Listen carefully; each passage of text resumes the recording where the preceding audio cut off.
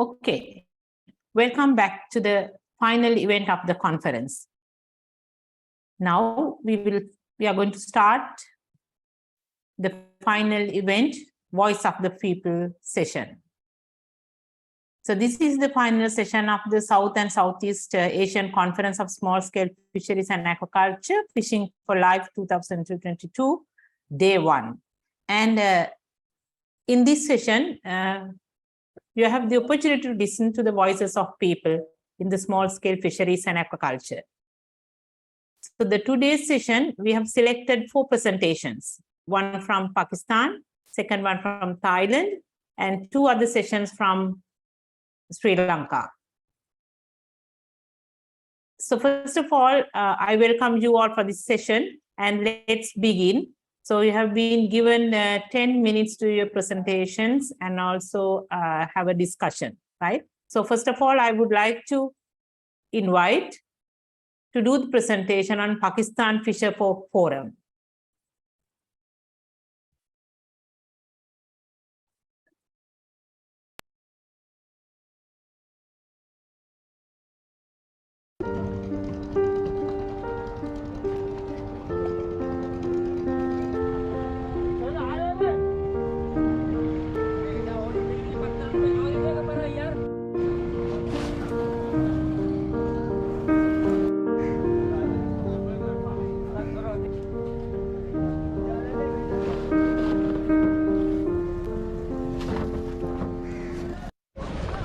इब्राहिम हैदरी कदीम माहीगीरों का एक गांव है और ये लोग सदियों से छोटे पैमाने पर माहीगीरी करते रहते हैं, जिसको हम कहते हैं स्मॉल स्केल फिशरमैन।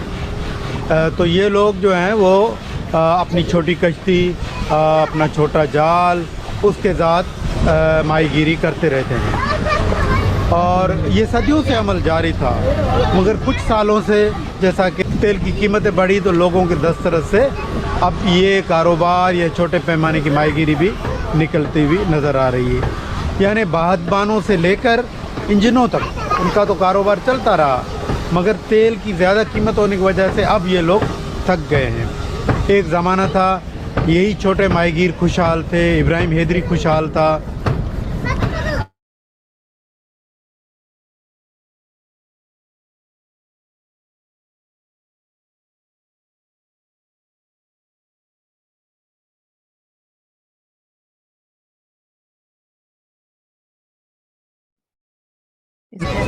तो पॉल्यूशन का भी मसला है कि कराची शहर का और हर जगह भी जो गटर है, गंद है या फैक्ट्रियों का जो केमिकल है वो बगैर ट्रीट के समंदर में जा रहा है। तो उससे बड़ी तबाही हो रही है। ख़ास तौर पर जो मछली की नस्ल कशी हो रही है, कुछ मछलियां यहाँ से माइग्रेट करके दूसरी जगह चली गई हैं और ये जो पॉल्यूशन है इससे तिमर के जो जंगलात हैं उनको भी बड़ा असर हुआ है और वो कम हो रहे हैं, उनकी तादाद कम हो रही है।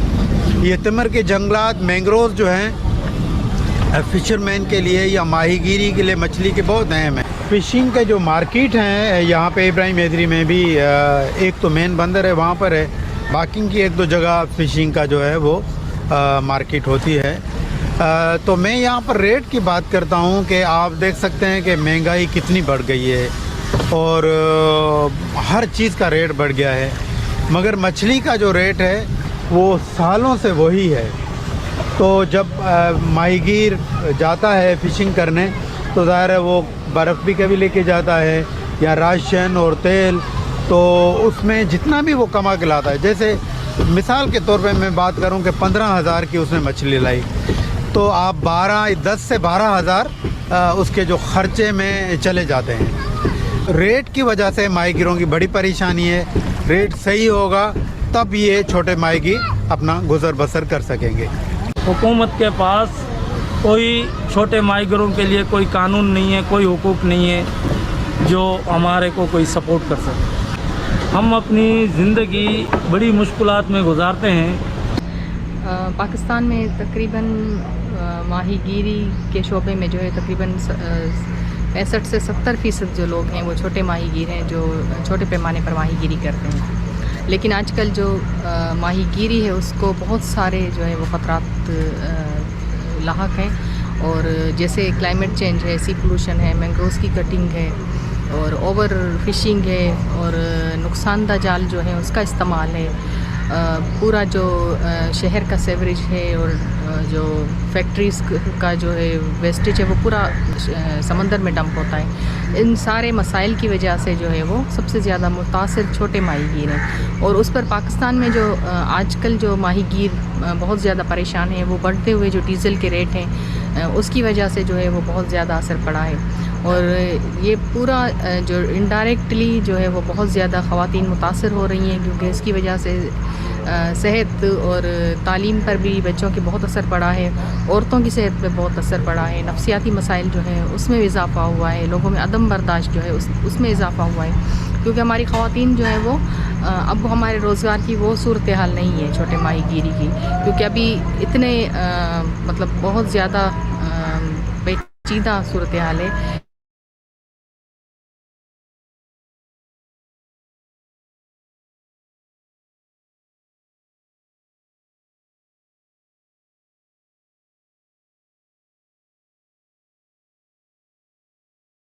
ہم یہ سمجھتے ہیں کہ چھوٹی کشتیاں جو ہے اسمائل فشر مین ہے ان کو زیادہ ہائی لائٹ بھی کیا جائے، کیونکہ جب سے بڑی بڑی کشتیاں بڑے بڑے ٹالر بننا شروع ہو گئے تو اس کے روزگار پہ اثر ہو۔ بڑی کو اگر نہیں دے سکتی ہماری حکومت تو چھوٹی کشتیوں کو کم سے کم اس کا جو ڈیزل ہے یا پیٹرول ہے جو کچھ ہے اس کو کم قیمت میں دیا جائے، تاکہ یہ تو 1000 2000 5000 10,000 کی مچھلیاں جب جاتے ہیں تو یہ اس کا ہو جاتا ہے، تو اس میں ان کو خرچہ بہت ہوتا ہے، تو ان کو چھوٹی کشتیوں کو ریلیف دے دو تاکہ یہ اپنے بچوں کی روزی کما سکے۔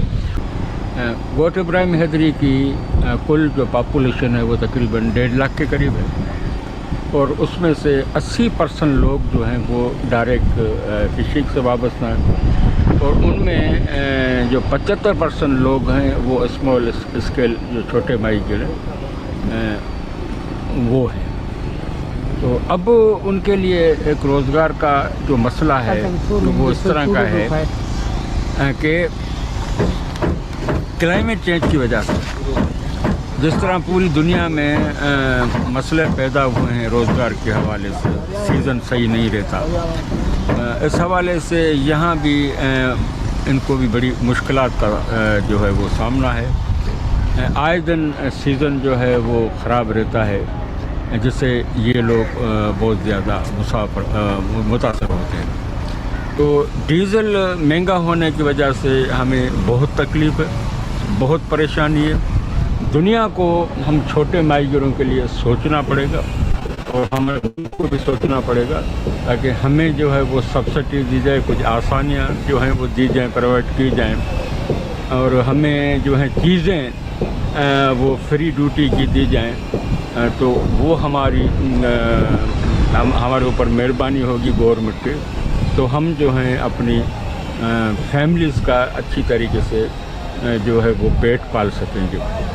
تو ہم لوگ یہی چاہیں گے کہ ہمارے یہی چھوٹے جو ماہی گیر ہیں ان کے لیے کچھ سوچا جائے۔ ہماری جو عالمی تنظیمیں ہیں پورے دنیا کے لیے کام کرنے والے، ہم ان سے بھی اپیل کریں گے کہ اس سلسلے میں وہ اقوام متحدہ کے جو ادارے ہیں جو لوگوں کو سپورٹ کرتے ہیں ان سے بھی جو ہے کہا جائے کہ اس سلسلے میں ہم لوگوں کی مدد کی جائے، تاکہ ہم لوگ جو ہیں وہ اپنا گزر بسر جو ہے کر سکتے۔ I think Mr. Sahid Baloj, are you with us? Then we can get a small idea about this presentation. Okay, if he's not attending, actually let me to give a brief summary of this video. Actually, the video is named as Threatened Livelihood of Small Scale Fisheries. So the Pakistan small scale fisheries have faced many threats, and this video describes their stories. So he said that the Ibrahim Hydri is the largest fishing settlement on the outskirts of Karachi with a population of approximately 150,000. 80% of the population of this outskirt depends on fishing and associated jobs. Many of them are small-scale fishermen who fish only for their livelihood. Most fishermen had small vessels belonging to the same family or close relatives. Small-scale fishers are facing worse uptown in Pakistan. Climate change primarily affects people's lives and livelihoods, but other factors also apply. But the biggest barrier right now is the high cost of fuel.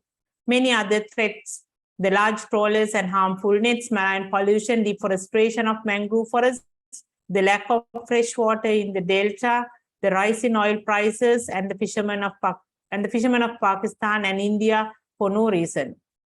Rather, to draw attention to the mutual enmity between the two countries, arrest and imprison them for years. While prisoners spend years in Indian prisons, families of fishers are forced to live in extreme hunger and poverty. The children are expelled from school.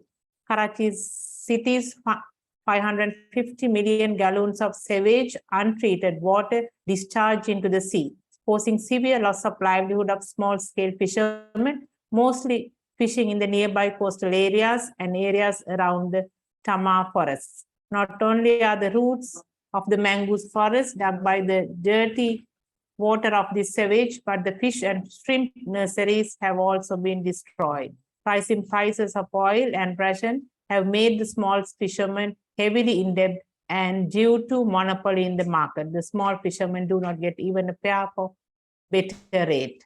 That's the story behind the previous video.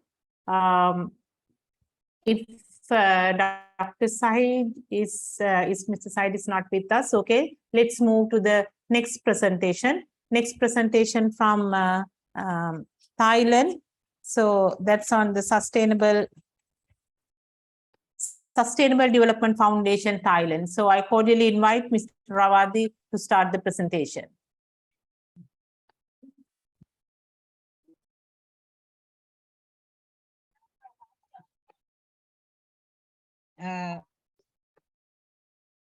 First of all, thank you very much for inviting me for the sharing. Actually, we have, I select the case of aquaculture and in terms of water management. So I will start by sharing the clip in which you may have to lower voice of the Thai but then I will translate on along for the when they say. So can I start now? Yes, of course. Okay. So 80% of the villages of Bang Tabun, Phetchaburi province, where I am small-scale fishers, we are facing problem of water quality.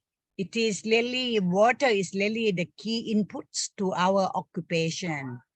If it is bad, the harvest will Mr. be Rawadi, damaged. we cannot see the video. Yeah, you cannot see the video? Yes, I cannot see any others. Yes, we also cannot see the video. Yeah. We cannot see the video. Yes. Oh, okay. I have shared the video. You have to let me share the video. Yes, the sharing option is given already to you. And then I have already shared. But then you have to stop your sharing first.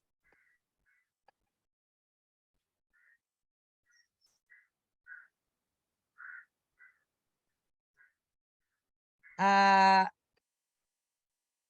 you see my? Have you? Yes, see we can see your screen. Yes.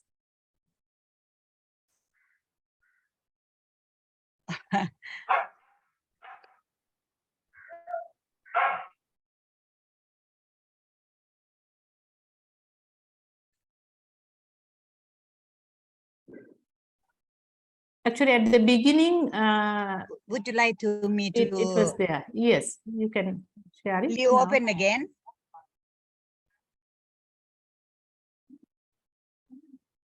So you can share it, Rawadi. You can open the video. I have opened the video. Then again, closed and do it again. Oh, okay. I feel, madam, that she need to share the screen option. That means just click the share screen, that green color button, and select the first option.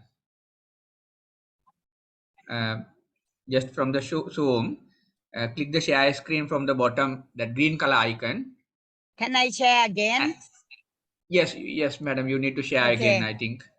Okay, you have to accept the sharing and then you can see.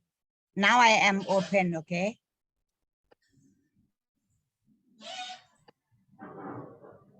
Okay. Have you seen? No, not yet. And we can see only that PowerPoint one. You need to share it again. I share already the I already Okay, share. madam, share. Now please share again. Click that green color button and select the first option. It mentioned the screen. I put sharing. Okay. Now, have you seen? Yeah, now it seems okay. Is it okay now?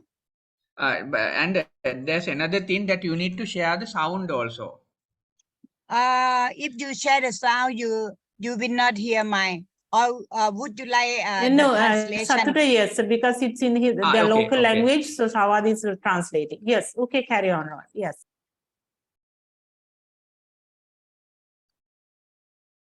Our downstream area of Mekong River, according to the measurement of Region 8 Environmental Office, we have very poor quality of water.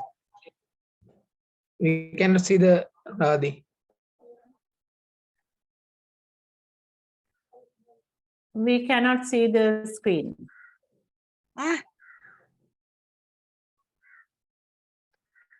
Now it's okay. Okay, now but it time is to time. Yeah. Okay, let's finish the video because it is only 4 minutes, and then I will summary what they have said. Yes. That So is better. Yes. Okay.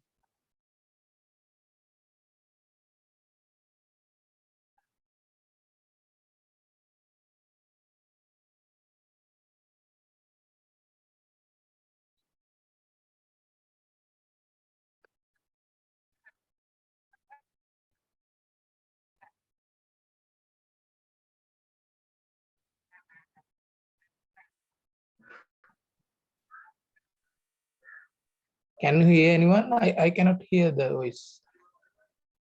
You can open the voice from your side.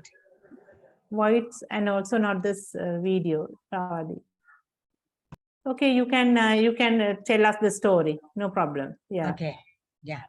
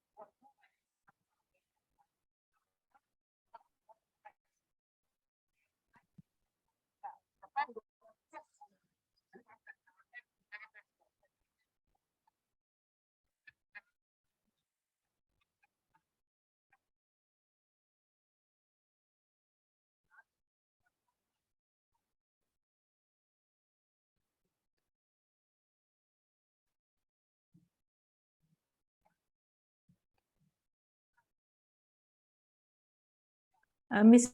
Ravadi, I think you can off the video and you can discuss with the, you can Okay. tell the story to us. Yes. I think they, okay.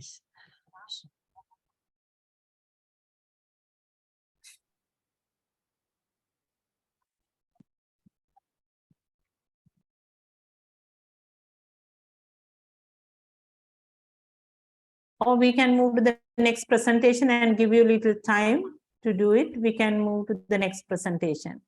Okay. Okay. I then I can sum up my my sharing later. Okay. Yeah. I mean, stop sharing now. Yes. Okay, may I invite the next? Okay, let's invite the next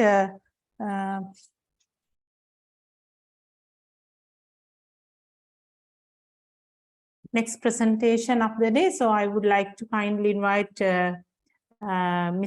Nimal Pereira from Janabodhe Kendra. And this video is about a healthy and resilient lagoon. This is about the Nigambu Lagoon story. Yes.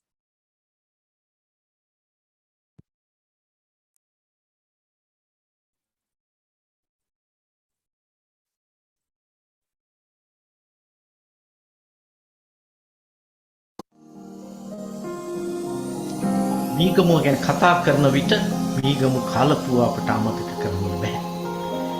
පාරිසරිකව ගත්තහම ඉතාමත්ම සුන්දර තැනක්. මේ hectare 3164කින් යුක්ත වූ ප්‍රදේශයක්. මේ කලපුවේ මීගමු නගරයට ආසන්නව දූපත් 13ක් තිබෙනවා. ඉන් දූපත් 4ක් ජනාවාසයි. මුතුරාජවිල හා මීගමු කලපු ප්‍රදේශයේ සමස්තයක් ලෙස ගත්තහම තාමත්ම සංවේදී පරිසර කලාපයක්. මීගමුව ගැන කතා කරන අය මීගමු මාළුව අමතක කරන්නෙත් නැහැ. ඉස්සන් කකුළුවන් ඇතුළු මත්ස්‍ය වර්ග 140කට පමණ මීගමු කලපුව වාසස්ථාන වෙලා තිබෙනවා. මාළු වල්ලන දීවර පන්න ක්‍රම 30ක් පමණ තිබෙනවා. ඉසිදැල, කට්ටුදැල, මස්සතු, කඩිම්පුදැල, බිලිබෑම, අතංගුව මේවායින් කීපයක්. ඉස්සර 6000ක් පමණ හිටපු කලපු දීවරයන් දැන් 3000කට පමණ සීමා වෙලා. දිනෙන් දින ඔවුන්ගේ ගණන නම් මොකක්දෝ හේතුවක් නිසා අඩු වෙමින් තිබෙනවා. මේ සුන්දරත්වයේ යටින් දිවෙන කලපුව වනසමින් තිබෙන කසල ව්‍යසනය ගැන නම් කතා නොකර බෑ. මේ තිබෙන්නේ මංකුලිය හා පිටිපන ලෙල්ලම අතර තිබෙන දිගු පාලම. මීගමුවේ සිට ගත් කල මේ පාලමේ අනෙක් කෙළවර පටන් ගන්න තැන තමයි ලෙල්ලම තියෙන්නේ. මේ ලෙල්ලම ළඟම කුඩා දූපතක් තිබෙනවා. මේ දූපත ජනාවාසයක්. මේ ඒ දූපතට යන කුඩා පාලම පටන් ගන්න තැනට දකුණු පසින් දුටු දර්ශනයයි. පිටිපන ලෙල්ලමට පිටපළාත් වලිනුත් මාළු වෙනවා. ට්‍රෝලර් බෝට්ටු වල මාළුත් එනවා. මේ කටයුතු වලට පොලිතින් ඇතුළු වෙනතුරු වර්ග හා පෙට්ටි වර්ග භාවිතා කරනවා. අවට පරිසරයටම දුර්ගන්ධයක් එක් කරමින් කලපුදිය අසල ඒවා ගොඩ ගැසී තිබෙනවා. ඒ වල්වල අහුමුළු වස්සේ මදුරුවන් හොයන සෞඛ්‍ය බලධාරීන්ටවත් පාරිසරික පිරිසුදුකම රැකීමේ වගකීම බාර නාගරික හා ප්‍රාදේශීය නිලධාරීන්ටවත් මේවා නොපෙනෙන්නේ ඇයිදයි අපට නම් ප්‍රශ්නයක්. මේ තිබෙන්නේ කලපුදියට ලෙල්ලමේ අපද්‍රව්‍ය ඇදීන ආකාරයයි. ලෙල්ලමේ මාළු කපනවා. කැපූ මාළු වල ඉවත් කරන කොටස් කලපුට එක් කර ඇති ආකාරයයි මේ. මාළු නරක් වෙනකොට එන දුර්ගන්ධය කොයිතරම් අප්‍රසන්නද? මේ කුණු ඔක්කොම කලපුවටමයි. මේ ගැන විමසූ වාර්තාකාරියකට මීගමු නගර සභා බලධාරීන් පවසා තිබුණේ ලෙල්ලම පල්ලියට අයිති බැවින් තමන් ඊට ඇඟිලි නොගසන බවයි. හරි අපූර්ව පිළිතුරක්. එහෙම නේද? මේ මීගමු කොතලාවල පාලම අසල බෝට්ටු තොටාවට දර්ශනයයි. පොලිතින්, ප්ලාස්ටික්, බෝට්ටු වල ප්‍රතිසංස්කරණ වලින් ඉවත් කෙරෙන ෆයිබර් කැබලි හැම තැනකම. මේ කසල දමන්නට වාජනවත් කසල ඉවත් කෙරෙන වැඩපිළිවෙලක්වත් එහි නැහැ. මේ තිබෙන්නේ ගුරුගේ මහත්තයාගේ කින්ස් අයිලන්ඩ් රිසෝට් නැමැති නිවාඩු නිකේතනයේ සහිත දූපත. පිරිසිදුයි අප සිතන එවැනි තැන් පවා කුණු කසල වලින් අපවිත්‍ර වෙලා. මේම දූපතේ කලපුවට යාබද තැන්වල කසල සහ අපද්‍රව්‍ය ගොඩ ගැසී ඇති ආකාරයයි. මේ කඩොල් ගස් යට හොඳට බලන්න. පොලිතින්, ප්ලාස්ටික්, shopping bag කොතරම් ප්‍රමාණයක් රැඳී ඇද්දැයි ඔබට සිතාගත හැකිද? මීගමුවේ කුණු කාණු කලපුවට එකතු වන මීගමුව තලාදුව පාරේ ජුගුට් පල්ලිය ළඟින් එන ඇල මාර්ගයයි. මීගමුව ස්පිරිතාලේ සහ මෝචිරියේ සිට මීගමුවේ බොහෝ හෝටල්වල, කඩසාප්පුවල හා සර්විස් සෙන්ටර්වල අපද්‍රව්‍ය, ජලය, පොලිතීන් හා වෙනත් අඩංගු හැම දේම කිසිදු පවිත්‍ර කිරීමකින් තොරව කලපුවට මෙතැනින් එකතු වෙනවා. කලපුව ආශ්‍රිතව දැන් තවත් කර්මාන්තයක් බහුලව සිදු වෙනවා. ඒ තමයි කරවල කර්මාන්තය. කරවල වලට දිනකට විශාල ලුණු ප්‍රමාණයක් එකතු කරනවා.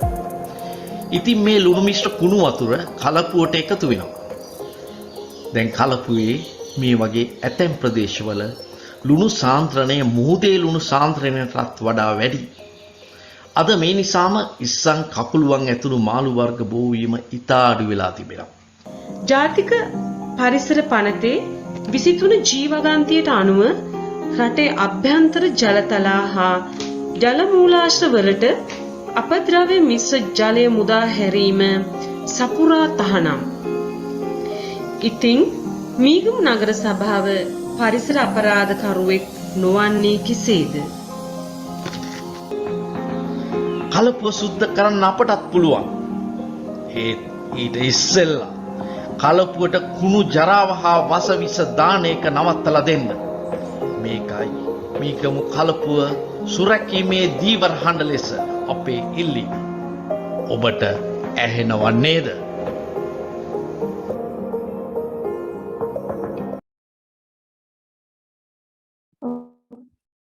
Okay, thank you so much. I think Mr. Nimal Pereira, the presenter or the producer of this video, is with us. I think any of you can discuss with this or make any clarification, or you can use any language for that. So I cordially invite all the audience to raise your voices to ask any questions or clarifications within 2 or 3 minutes.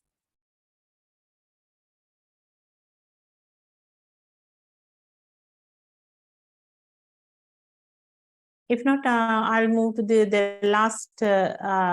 Ms. Rawadi, are you ready to do the presentation?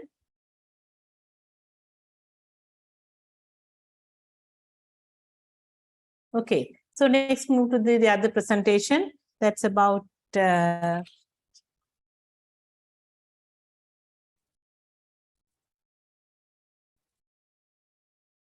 livelihood landscape of highland reservoir fisheries, a case of Samanalawa reservoir of the central highlands of Sri Lanka, presented by Department of Agribusiness Management, Faculty of Agricultural Sciences, Sabaragamu University.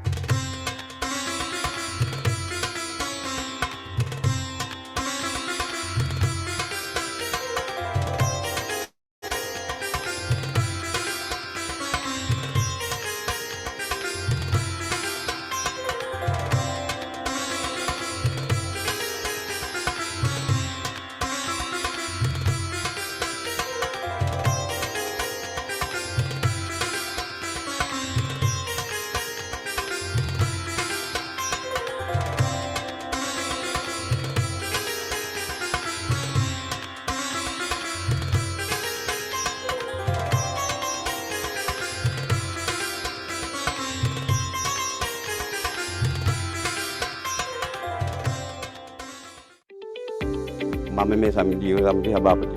වැව සාමාන්‍යයෙන් 1980 ගණන් වල වගේ වැව හැදුවේ. 2010 වගේ තමයි අපි මේ ජීවර කර්මාන්තෙ පිහිටෙව්වේ. ඒකල ජීවර කර්මාන්තය අද හොඳ සාර්ථකව කරගෙන යනවා. ඒකෙන් හොඳ ආදායමක් ලබන අහිංසක ජීව කොටසක් ඉන්නවා.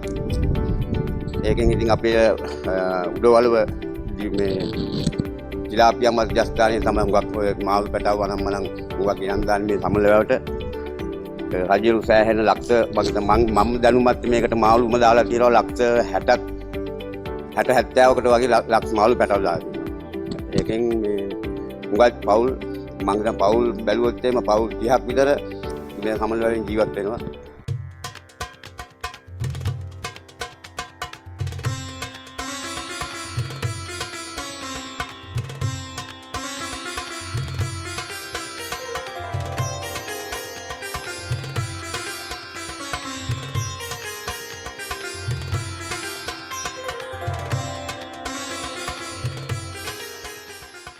මම තමයි මේකේ මූලිකවම මේ පොඩි මේ ටියුබ් එකකින් ඉස්සෙල්ලා ගියා.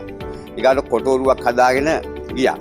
ඊට පස්සේ හොයාගෙන ඔහොම ගිහලා අමාත්‍යාංශයට ගියා. ඒකෙන් තමයි හුඟක් ජීවර කර්මාන්තය අපිට රජය සම්බන්ධව තමයි මේක හුඟක් අපිට රජයෙන් තමයි අපිට මේක හුඟක් උදව් කරන්නේ. ඒ ජීවර මහත්තුරු ඇවිල්ලා අපේ ජීවර කර්මාන්ත ගැන හොයලා බලලා අඩුපාඩු මොනවද ඒ සීලමුදේ අපිට මේ කරලා දෙනවා. මාළු පැටව ටික දාලා දෙනවා. දැල් ආම්පන්න, ඔරු ආම්පන්න ඒ සීලමුදේ අපිට කරලා දෙනවා.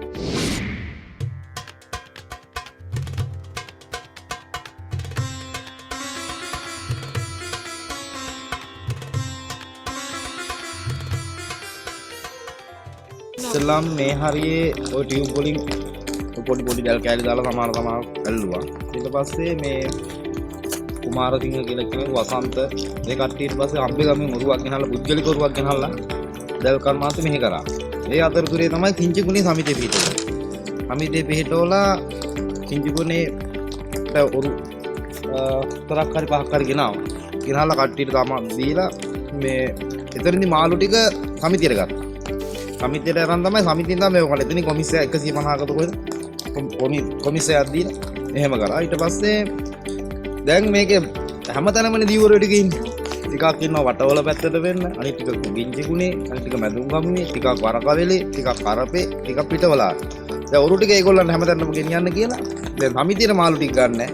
ඒගොල්ලන්ට ඕනි කෙනෙකුට මාළු ටික විකුණන්න කියනවා. සමිතියට මාසෙකට 1500ක් ගෙවන්න.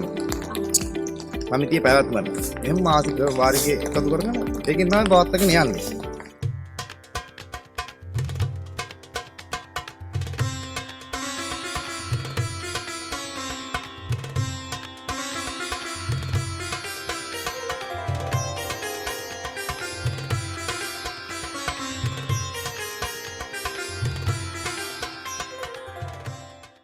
එහෙම අහුවෙන වෙලාවල් තියෙනවා. දැන් මේක වැව ටිකක් හොඳට පිළිලා උතුරලා එනකොට හොඳට මිනිස්සුන්ට මාළු කිලෝ 25 30 සාමාන්‍ය රුපියල් 5000 1000 එක දවසක මිනිස්සු මේ මාළු වලලා ගන්න පුළුවන්. කාලේ අහුවෙන කාලේට ඊට වැඩි මිසක් අඩු වෙවීමක් නැහැ. මාළු කිලෝ 10ක් අල්ල ගත්තා කියන්නේ අද මිලේ විතර රුපියල් 5000. වැඩිපුර මාළු පැටව ටිකක් වැටෙන්න ඕනේ. ප්‍රජාශාලාවක් නැහැ නේද? 10ක් 15ක පැටලිලා දැලක් වුණා අපිට හදා ගන්න තන. දැන් ප්‍රජාශාලාවක් තියුණා නම් ඒකට කරන්ට් එක අරන් තියුණා නම් ඔය ඩීපී සර් දාලා අපිට සතියකින් ගෙදර ගියත් ඒ මාළු ටික එක සැරේ අරන්.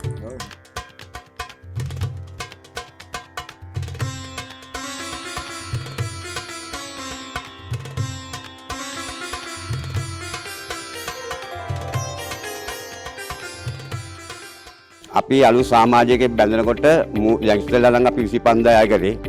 දැන් මේ සමාජිකව වැඩි දැන් ගාන මිල වැඩි කළා රුපියල් 50000ක් වගේ තමයි මේව කරේ. ඒක 25000ක් මූලිකව දීලා රුපියල් මාස 3ක් ඇතුළත අලුත් 25000 දීලා සමිතියේ ස්ථිර මේ සමාජික වෙන්න ඕනේ. ඔරුවක් අපි ඔරුව රජෙන් හම්බුනා නැත්නම් අපි පරණ ඔරුව කියන ඒවා හරි අපි දෙනවා. උඩවලෙන් අපි ඉතින් ඉල්ලුම් කරනවා. ඉතින් අර ඉස්සෙල්ලා නම් දැල් හම්බුනා. දැන් මේ පරෝ රජයේ පෙල්ලිල්ලෙන් අනම්මන ප්‍රශ්න වලින් ඉතින් ඒව හම්බුන්නේ නැහැ. පැටව ටිකක් තමයි දාන්නට පමලට වැටෙන්නේ. උඩවලෙන් ගෙනහල්ලා මේ කේජ් එක තියෙන කේජ් එකට දානවා. කේජ් එකට දාලා කේජ් එකේ දවස් 45ක් තියෙනවා. දවස් 45ක් අපි කෑම දෙනවා. 45න් පස්සේ තමයි මුදා හරින්නේ.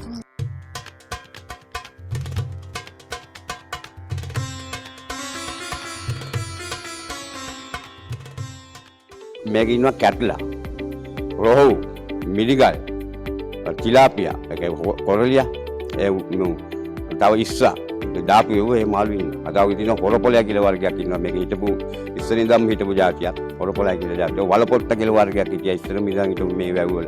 ගඟේ හිටපු සත්තු මුළුත් ඉන්නවා. වැඩිපුරම දැන්ට ආවුණා කැටලා, රොහු, අර මිරිගල් කියන්නේ. එවුන් තමයි වැඩිපුර ආවෙන්නේ. සමහර තැන්වල මේ ඒ මිනිස්සු හොදනවා. කපලා හොදලා කිලෝ ගණන් හදලා අපි 500 දෙනා ඒගොල්ලෝ 600 දෙනා. ඒක කපලා පැකට් කරනවා. ඒතකොට මොකක්ද දැන් අර දෙන මිනිහා ටක් ගාලා දෙන්න විතරයි. අපි එහෙම නැහැ. අපිට එහෙම කරන්න පුළුවන්. අපි එහෙම කූරි මාළු කූරිය එහෙම කිව්වා ගාන කිව්වා ඉච්ච එහෙම. එහෙම වෙච්චාම මාළු වගේ බඩ තැම්බෙන. බඩ තැම්බිච්චාම කොළ පාටනවා ඊට පස්සේ කන්න බෑ කුණුරා. මම මෙහෙදි කරන්නේ සේරම සුද්ධ කරනවා. කරපොතු ගලවලා බඩ පල්ලා හොදලා තමයි ඩීපිසර් දාන්නේ. ඒතකොට මාසයක් තුනක් මොකව වෙන්නේ නැහැ. දැන් කැට්ලෝ ගෙනිච්චා ලොකු කැට්ලෝ සාමාන්‍යයෙන් කිලෝ 10ක 15ක කැට්ලෙක් ගන්න තරම්වත් කමක් නැහැ මේ ගම්බද මිනිසුන්ට. කපනවා පෙති.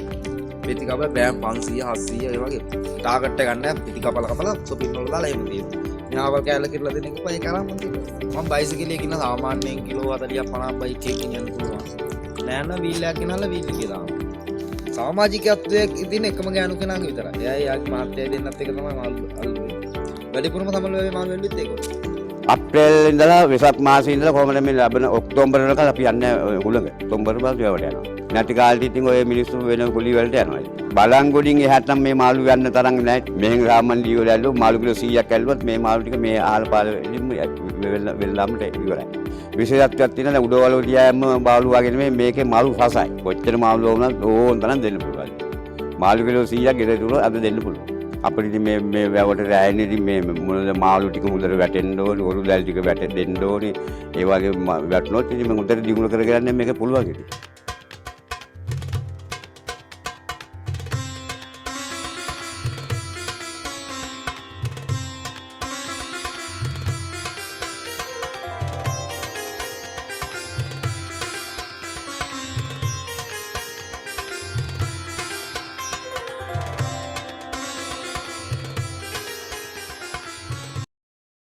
I think thank you for this interesting video. I think you listened to the voices of the inland fishers.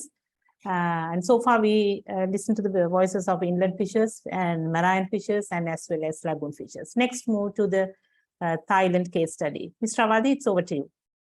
Yeah, thank you very much for allow the Thai case study to be shared in your conference.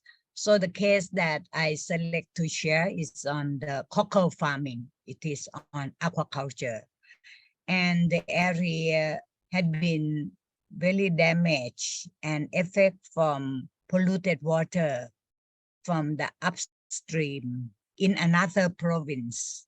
And then, so the production, they used to get around 100 kilogram per rai. It is maybe a half of one per rai. And then right now they get totally nothing. So it means that all investment that they put into the cockle farm for the baby cockle had been disappear. And over the period of already started 2014 and now 2022, it had been already almost 10 years, 8 years, 10 years.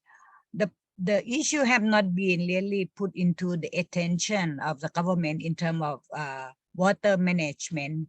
Polluted water from pickle farming had really affect the downstream. So the case would like to really show that before they used to get at least almost 2,000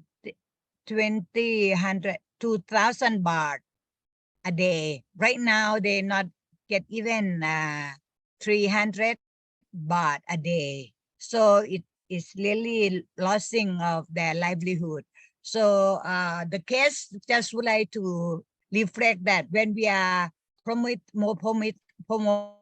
aquaculture, we should not look only at the area where we are promoting itself, but we have to really consider the whole ecosystem management, because water from upstream fresh water can be really affected to aquaculture, and then the one who have been affected are small-scale fisher, and more importantly, women who are half of this community have been affected.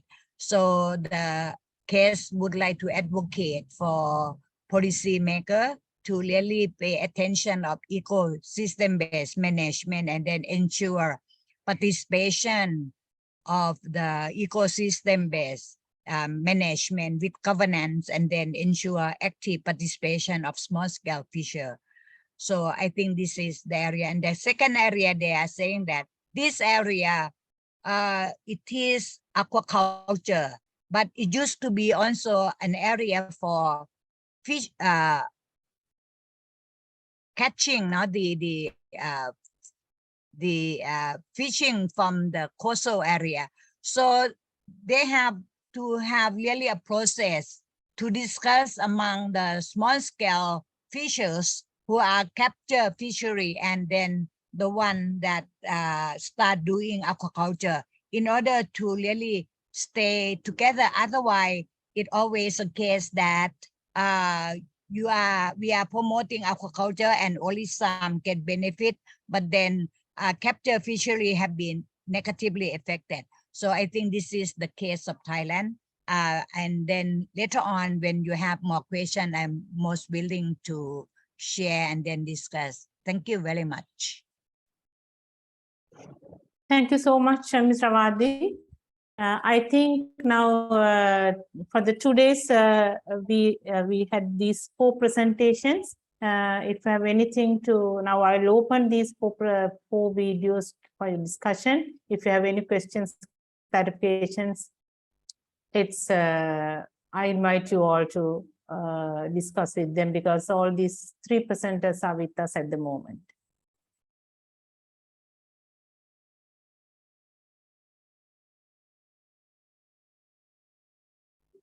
Okay, if not, let's wind up the today's. Nilanta, can I yes. say a few things? Yes, yes. Because I mean, it is very nice way of presenting the ground truth for the conference. I mean, this is the unique feature of the Sacsfa 2022. And looking at this 3 presentation, one is from Pakistan, even though we didn't understand it, but it's very much relevant to the story in Nikambu.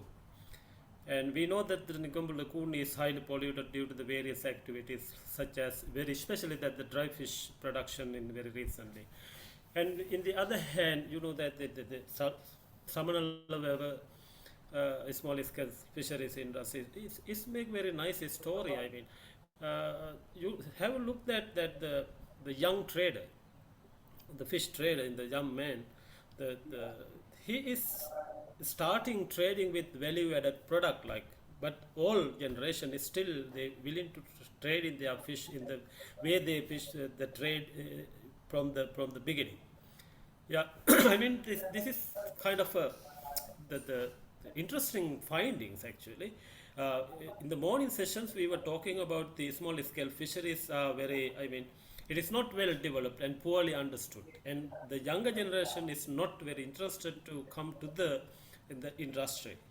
But the case in Samanala is nicely presented that they are willing to do that. But the big problem, what I have mentioned, I have noticed, is that the fishermen side still, they want to depend on the government subsidy for the various things, and instead of thinking of themselves to be independent.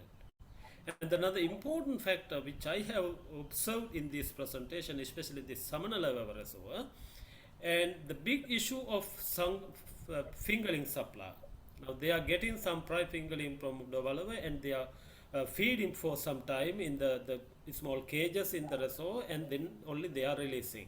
But my question is that we have to look into kind of a mechanism which we can develop community breeding system. I mean, we have to give them knowledge. Then I know that in Urusita people are using breeding. I mean, fish farmers are already breeding fish. They have hatcheries. They know what is the science behind it. Exactly the thing what they are doing in Udawalaga, then now fishermen are doing. And aquaculture sector, I think in Sri Lanka is a big issue of fingerling supply. Okay, and therefore we have to look into what are the new trend. of small scale fisheries in Sri Lanka, and we can see that we can share this knowledge with the other people in the region. These are some of the things which I noticed, and yeah, there's some comment for this. I mean, it's good. It's a really nice video presentation. I'm really happy with that. Thank you. Okay, thank you, Praskuratna. So this invitation to the others, if the other members, you also can raise your voices and give some suggestions on this. And we also can take these issues when we prepare the Sacsfa declaration, because this is especially the people's voice. Yeah. Ramadi, do you have anything to share with us or any comments? And Mr. Nimar from NAPSO for the Janabudhe Kendra, if you have. And I just yes. very much appreciate the university that take initiative of organizing this conference, because it is very important that professors and students who are studying on fishery need to understand the reality. And then when you are really take up from the ground, the reality, what is happening. So it can really help in terms of ensure curriculum developed, appropriate, and be able to dealing with reality. And then it become also a kind of knowledge for if the professor become advisor of government project, they would really make a recommendation based on reality, and it can really ensure that the fishery would be promoted in sustainable way, in which it is not now at the present. At the present in my country, we are really facing a problem of fishery management, both in terms of capture fisheries as well as promoting aquaculture.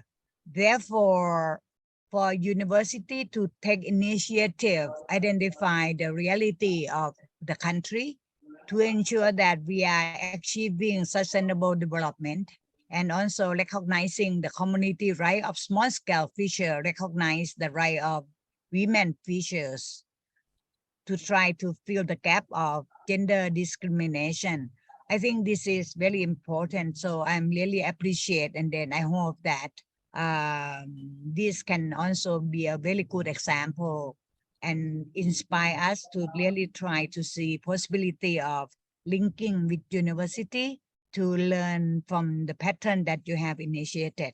Thank you very much for allowing me to share in your session. Thank you.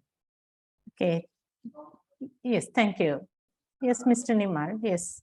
Yeah, thank you, Professor Nilantap. And this opportunity, as Revadi mentioned, I was also very much edified by the interest shown by the university students, especially on a group who is not very much recognized, actually small-scale fishers, both inland as well as the lagoon fishers, because they come under category just taken for granted. And our effort was actually, it's a big challenge, as Professor Kularatne mentioned. It's a huge challenge. We too will not wait till the government interfere. Now we have started a process of conscientizing and organizing the lagoon fishers.